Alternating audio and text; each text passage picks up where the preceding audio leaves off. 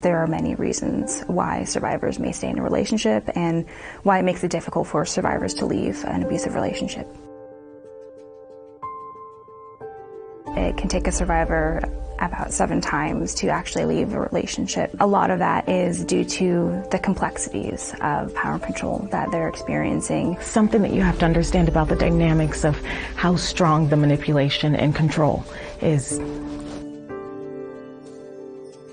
I was in a typical abusive situation where I was being kept from my girlfriends, where I was not in contact with my family, where I was completely isolated.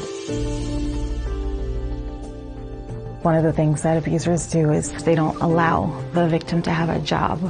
I was working full-time, but my name was not on our accounts, so I couldn't get any money. I didn't have a key to our house. My husband at the time was not very thrilled with my level of expertise around finances, and he thought that I had spent too much on groceries that week. He picked up the kids' fish tank and threw it at me, and then he started picking up other things, and so I put my daughter in her car seat, and I ran out of the house as he threw a pot at me with my daughter and my then 5-year-old son. I called every emergency resource in the phone book. Every one of them was full. There was literally no room for us. I caught the bus with my children back to my husband's home, and I begged to be let back in with the kids because I didn't have anywhere else to go.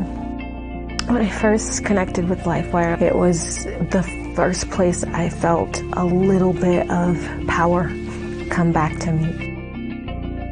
I was able to really stand on the outside of the situation. It was like they spoke my language. They knew exactly what it was like to be so fearful that you couldn't leave.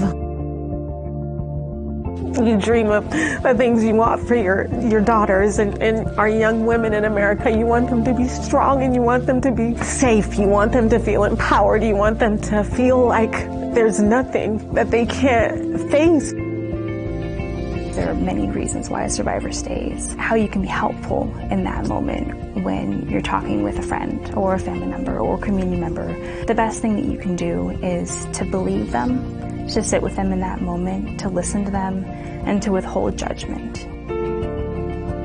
There has to be a community. There has to be a safety net there to catch them when they are stepping out. And they're reaching out to you for support. You are a key connection